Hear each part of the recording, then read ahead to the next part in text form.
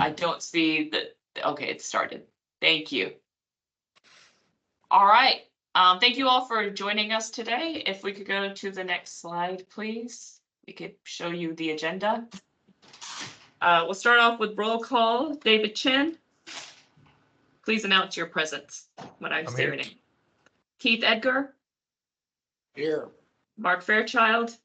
Here. Janice Jucker is absent. Julie Mabry. Here. And Sharon Stewart is absent. Thank you all very much. On our agenda for item number 2, we have to take a vote. So Mark, if you could, if you or Keith would explain the situation and then request the motion, or if you need me to, that's fine. Keith, you want me to? Yeah, go ahead. Yeah, I mean, well, so essentially it's come to our attention that per the open meeting requirements of the state of Texas, we have to have, I guess, a meeting open to the public, and either the chairman or the vice chairman of the committee has to be present at that open meeting. And so what we're proposing to do at each meeting going forward is to appoint Maria Urshad as the presiding officer over that open meeting, which she's holding down on, what is it, 2002 McKinney or something like that? Wherever 2020 McKinney, this is the public. 2020 McKinney. So in the absence of Keith or myself having to go down to 2020 McKinney to hold the open meeting, we're going to make a motion each meeting to appoint Maria Urshad as the presiding officer for that open meeting. So without further ado, I'd like to make a motion to appoint Maria Urshad as the presiding officer for the requirements of the Texas Open Meetings Records Act, or whatever it's called. Thank you. Do we have a second? Second. Thank you, Keith. All in favor? Aye. Aye. Motion passes. All right. Thank you very much for keeping us in compliance. I appreciate it. Okay, so the items that we'll be going through today, we sent you out the minutes for the last 2 meetings.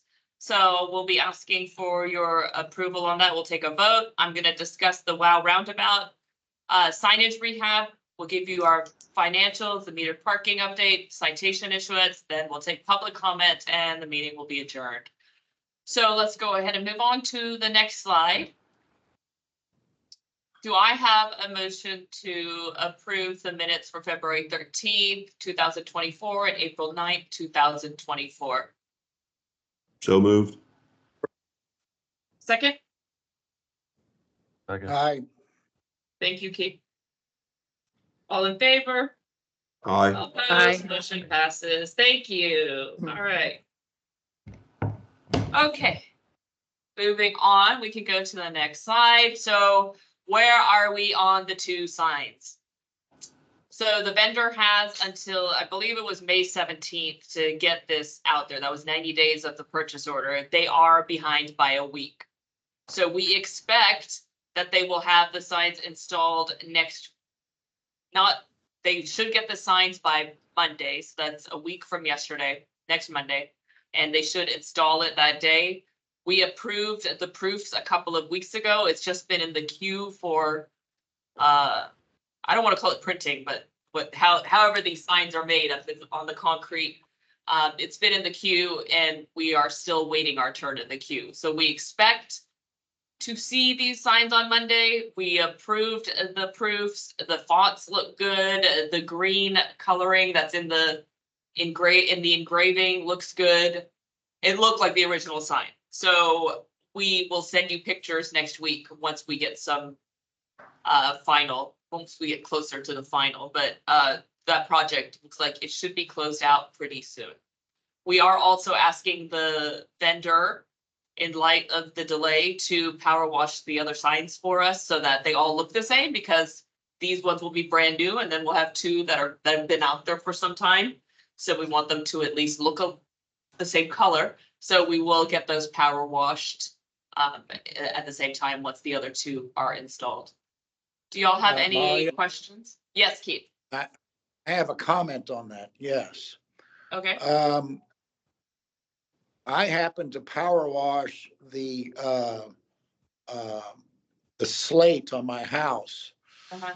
and the power washer destroyed the slate. Yeah. So I would say that before we tell a guy to start power washing, that we should at least have him test a stone or two to make sure that the power washer doesn't destroy because those rocks, the older ones, have been there for a while.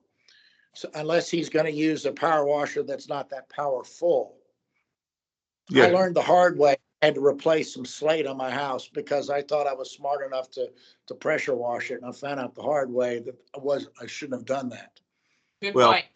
well, Yeah. but I think the point here too is, Keith, that the slate is a little bit more of a porous stone than what's Yeah, down there. yeah. And I also think what you're really trying to remove out there is the algae component that is, just sitting on those stones. And I think there's a way to soft wash that with, I don't want to call it a bleach, but with a solution that basically kills the algae and removes the algae. So, Right. and Yeah. if they won't do it, I actually have a company that will do it for free. Okay. I just need to reach out to him because he said he would take care of that as well. Okay. All right. Sounds good. So look forward to the pictures. And, if there are any complications that come up during the week, I'll definitely let you all know by email, but we're a little delayed, about a week out. Okay, if there are no further questions, we could go to the next slide. Well, I do have a question or a comment. Okay. Once those capstones get installed, I'm assuming that they're also going to reinstall the lighting fixtures that were beneath those signs to light up those capstones. That was not part of the signage.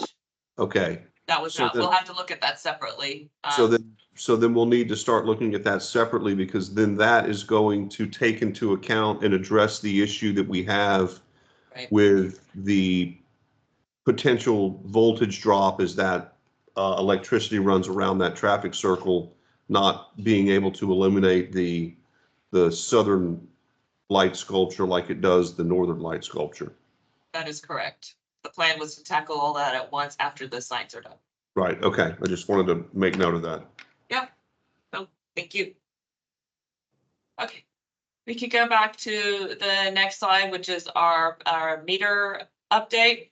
So in the month of April, our average transaction was about $5 per transaction. We had a little bit of a drop, 3,800 compared to 4,300 in March. So the revenue obviously reflects that. We had 559 expired meter citations. But pretty much, it's been steady, holding steady. Yeah, but those expired meter citations have kind of gone up over the last 6 months, which means we have a compliance and enforcement issue as well. Yeah. Well, we also, in the last 6 months, we had I'd say going back to December, November is when we started really filling up our roster. We had a high number of vacancies that we had a challenge filling, and we were able to start filling those. So I believe that the increasing number of citations is because we have more officers now that can address issues compared to what we had before. But we're basically saying the same thing. Right. We just have more officers out there now to catching it. So instead of the patrons parking at the meters, continuing to fund the meters, which comes to the parking benefit district, we now have parking benefit district officials writing citations, and the citation revenue goes to the city. Mm-hmm. Yeah. That is correct. Okay. Now, a portion of the operating expenses for the parking benefit district are offset from the citation revenue that the city gets. Right. So the district does not pay all those costs. Correct. But there's always going to be education needed, but yeah, it is a significantly higher number. All right, if I have no further questions, we can go to the next slide. So for our parking compliance update, if you look at FY 24, we're averaging 361 citations, averaging 3,700 meter transactions. I suspect that the FY 24 meter transactions is going to trend upwards. It's spring, this is, March, April, we start seeing things go up. So we should see that one change a little bit. And then for tows, now January through March, we had very low towing because of the virtual permits. April to June, we only have the month of April. We've done 22 tows. We've also trained the constable for the virtual permits out there, and our officers are now engaged in towing at all locations. We are also working with HPD. HPD will start towing again next month. So they get their training documents released to their teams, I believe, at the end of this month. Correct, Rami? Is Rami on the line? He's not on the line. I'm here, Maria. Yes, that's being communicated to them this week. Yeah. Yep. And so they will be back to towing the virtual permits. We've kind of made it through that tough process. With new officers towing, like from HPD and outside agencies, we may see some more challenges or difficulties, but we're hoping to mitigate that all with the officers having all of our contact information, especially for our night shift supervisors, so that they can, make sure they're towing the right vehicle. So And is precinct 1 in particular, our constable, are they authorized to tow now? Yeah, I believe Kivia Stroder is on the line, and I believe her and Rami worked with the constable back in, was it March? Because we started towing with the constable from Washington PBD first before we started rolling it out to other areas. And it may have been early April or late March. Kivia, do you know that date offhand when y'all trained precinct 1? I don't know the date offhand, but I believe it was in March when we Yeah. trained with them, and they went out and wrote their citations. Have we heard anything back from precinct 1 about towing, or have they had any issues or concerns? No, I haven't heard anything back from them, but there have not been any issues. Okay. Maybe just reach out to them, make sure everything's going okay, and see if they've actually started towing. Will do. Yeah, so the precinct 1 was trained quite some time ago, but it's been a while, so they should be towing. We'll check with them and see if everything's okay. All right. Let's go I can ahead. tell you, I've seen a lot of towing going on. You have? I've seen a lot more than usual. So I would imagine it seems like in the past few weeks, it's been really busy with towing. Okay. All right. Okay.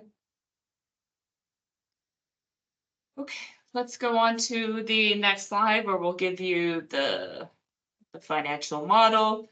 So again, we've outlined the fiscal year of 24 in red.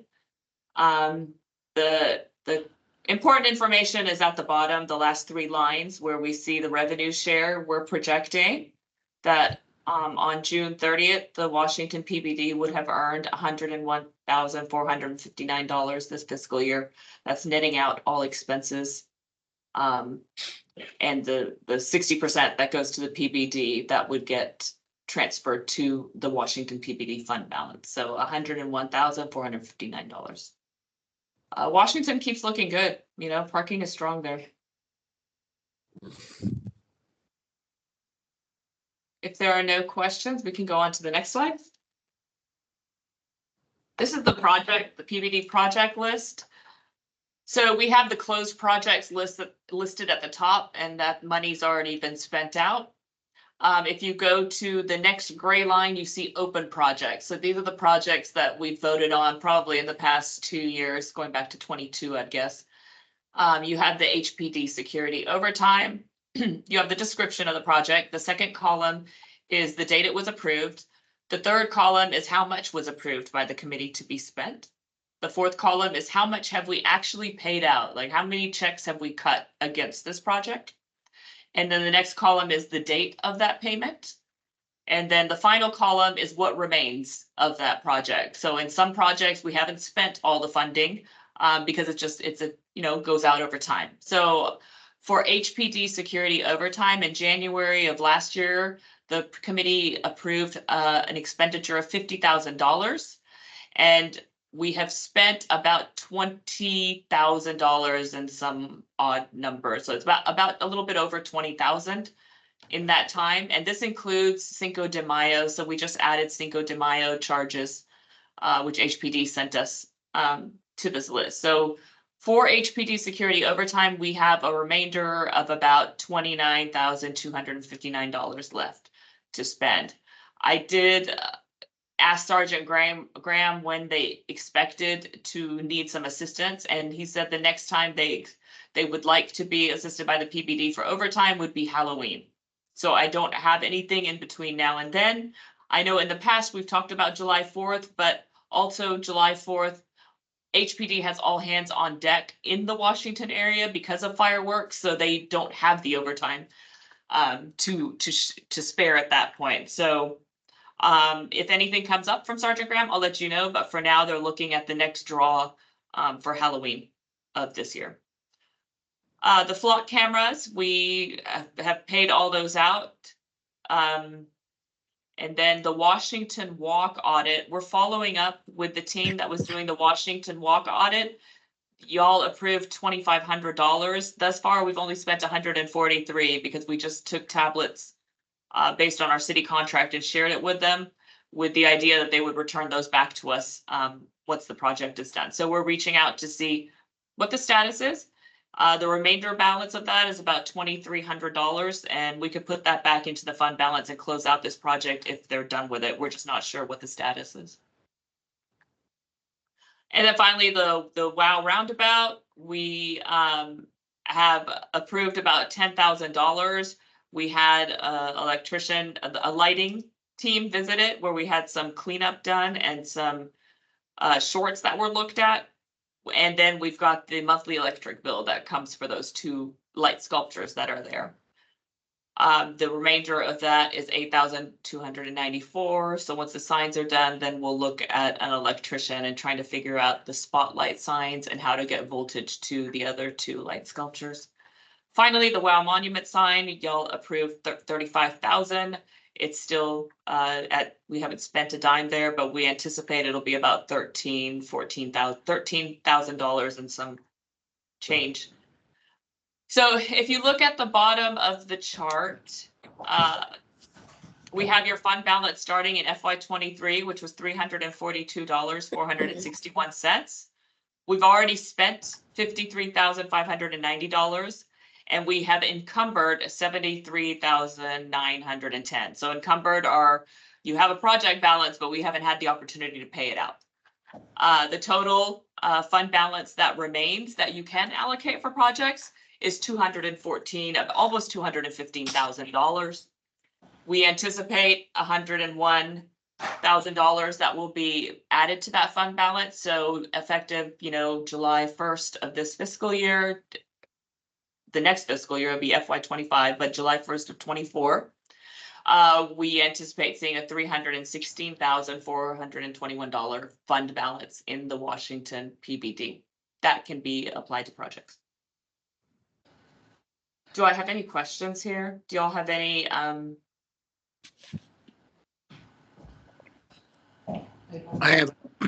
have a proposed project. Oh my God. So I'm going to propose a beautification program. The beautification program would include such as trash cans in the PBD area around the food trucks. There's people buying food with packaging. There's no trash cans, and all that trash is ending up in the neighborhood. Now, I will say that the businesses seem to be responsible for picking up the parking lots, but I think that on a monthly basis, we should have, a trash team, I guess, come through and sweep the area for excess trash, maybe once a month, that catches the overflow that the businesses aren't getting in the parking lot that leaks into the ditches. Another trash cans. Maybe we need to get with solid waste, that we put some cans along the street so they have a place to put the trash. Another item that I think that falls into this is gang tags. I'm starting to notice an increase of gang tags on signs and stuff.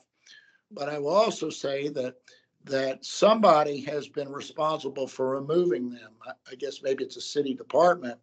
They seem to be going away.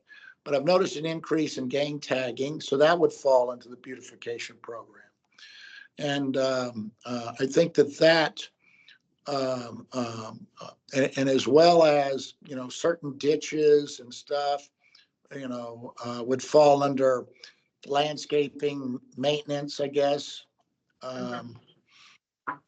So all of those kind of things that we could start discussing a budget about, trash remediation, and all the things I described. Yeah.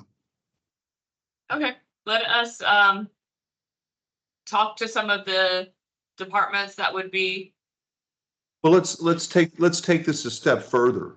okay, And let's ask the question, are, of what are the requirements of the food trucks that operate along Washington Avenue? What are they required to provide? Are they required to provide trash cans? And more importantly, are they in compliance with health code requirements and the other, mobile food truck requirements of the city of Houston? For example, there are 4 or 5 that operate in that 5,300 block of Washington on the south side, on Vinode's private property. Are they in adherence with all requirements of the city of Houston? My guess is the answer is probably no. So, maybe we can also start there as well to figure out, are these guys operating in the manner in which they're supposed to be operating? Because they could actually help us solve this problem, because I've read through the requirements in the past, and I don't think they're operating as they're supposed to. I think they're supposed to move every day, go to a commissary, and these things don't move. So can we They use? have tags on their trucks that actually log whether they go to the commissary or not. So they have a system that logs whether they go. If they don't, they get fined. And also the health officials are very adamant about checking all the food trucks on Washington. I'm just telling you from my experience. So they And that's are what inspected I'm often. glad to hear that. Yeah, because I see this lot down here. It's the same trucks there. I mean, I don't know that they ever leave.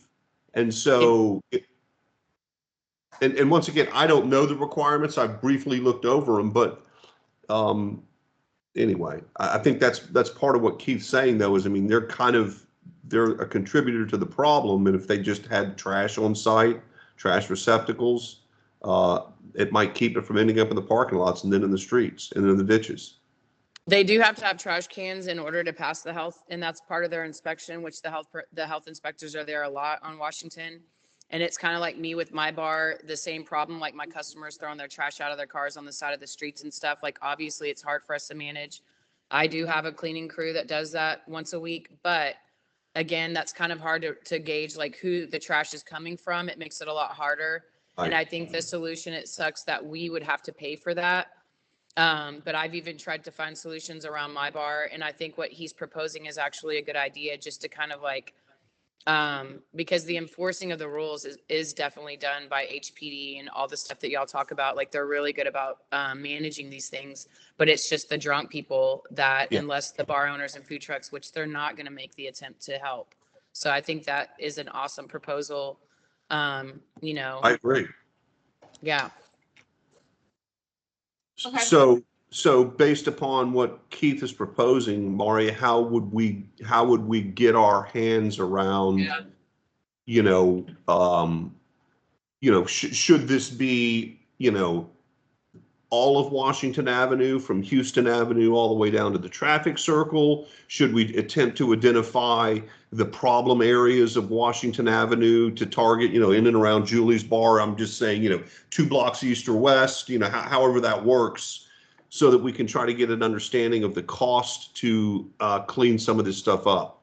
Yeah, I think we should start off with targeted areas. Like the center of Washington doesn't seem to have as much of that challenge because they're just not the pedestrian, the folks walking around over there. Whereas on the east side of the east end of Washington, like by Pearl and the other bars in the area, and then on the west side in the 5,000 block area, we do have a lot of pedestrians walking around who might not be in their best faculties at the time. So maybe if we just focus on, like 6-7 blocks on this end, on the west end, and 5-6 blocks on the east end. Let me talk to the other city departments that might be able to give us direction on it and see if I can come back with a proposal for at least cleanup and trash cans. Trash can to the public right of way. The sidewalk is so narrow. I don't know, we'd have to look at putting it on the grass or something, but let me talk to the departments that can help us figure it out. Because typically management districts have the teams that do this. So we'd have to kind of outsource it to a team. I don't have a team unless we could pay another city department to manage it. But I think even city departments are overtaxed right now. So that we definitely have to look to an outside source, I believe. I think if we look to an outside source too, Maury, and I hate to say this, we can probably do it cheaper than having to employ the city of Houston to do it. That's correct. I love the idea. Okay, let me look into that and get some proposals that address these issues. Keith, I'm sorry I interrupted you. That's okay. One item of concern that I have about this program is that the bar owners go, oh, we have somebody cleaning up, so we don't have to do it anymore. So right. I think our response should be limited to like once a month, maybe once every 6 weeks on certain services. And I also think, and I'm going to use the CVS for an example, I think the CVS does a pretty good job of cleaning that parking lot, but it's hit and miss. And so I think that what I'm proposing is a supplemental program that, the bar owners are doing the best they can. It's only going to be what it's going to be. And then, once a month, once every 6 weeks, we come through and do a deep clean, I guess, if you would, to kind of pick up all the stuff that was kind of missed in the areas that aren't covered. Right. And then identify over time certain ditches and stuff that aren't being maintained in the PBD that arguably should be by the residents, but there are certain areas that I'm seeing that just aren't getting taken care of because they're joint ownership and nobody really knows responsible for it. But it exists in the PBD, and I think it's an area that we could have oversight over because it does exist within the boundaries. So anyway, that's all I got. Okay. Yep.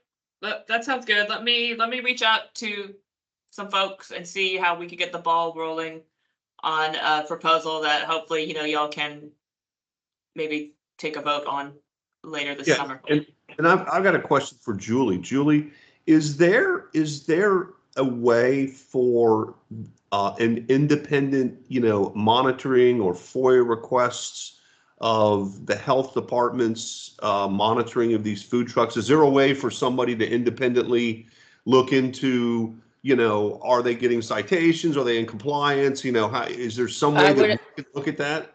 I don't know if there's a public, if that's public information, but I'm sure if you contacted the county, the health department, I would imagine that you could get that information. But I can ask or find out from the health department, but y'all might have more access to that. I know that they're checking, like the food trucks that have been on my property, they've been diligent about checking, and if they hadn't gone to the commissary within like a week, which before they were a lot more lax about this, they've come by. So I can tell you from the last time we had a food truck there before the pandemic compared to now, the health department is definitely checking because they have those little, it's like a GPS unit. And if they're not going to the commissary, frequently, then they come to that GPS because it's on their, it's a tracker. So it Okay. shows them how many times they're going to the commissary. And if you take it off your food truck, then you'll get shut down. And they've been really good the past year and a half, 2 years, which I would imagine this started after the pandemic. From what I'm seeing coming to the food trucks. I can And reach out to trying the health. gauge like where the trash is coming from. I think the hardest thing for most businesses or for y'all, us, would be where the trash is coming from. I would, ticketing them, those little congested areas where there are food trucks, maybe if they're getting ticketed for trash or something, like trying to find a way to ticket them, then maybe they'll be more diligent about picking up their own trash. Cause it's pretty much the food truck's trash and drunk people walking away with it. Right. And, I'm not necessarily trying to penalize these guys because they're trying to make a living, but, I see the same things y'all do. I live right behind Pearl. I live in the townhomes right behind Pearl. So I'm a resident and a bar owner. So I understand everything y'all are going through. I also think that y'all deal with a lot on y'all's end that we don't have on ours. So I understand and do sympathize with a lot of your experiences that y'all are having from the bars. yeah, and I would agree with what you say in that, you run a reputable business down there. I never hear any complaints from anybody in the Magnolia Grove area over there. I never hear any complaints about your bars. I just never hear anything. And so that's a testament to the fact that you guys are running a good business down there. On our end, it's just, it's a free for all. So Are the HPD on y'all's end that we're paying for, are those bicycle HPD or are they in their cars? they're in their cars and I think they should be paying for just HPD bike cops on y'all's end. This money should be going to them being on their bikes so that they can catch the people doing the donuts. We don't need cops on our end. They're not going to show up anyway because we call them, they don't come. And I'm saying this like being honest.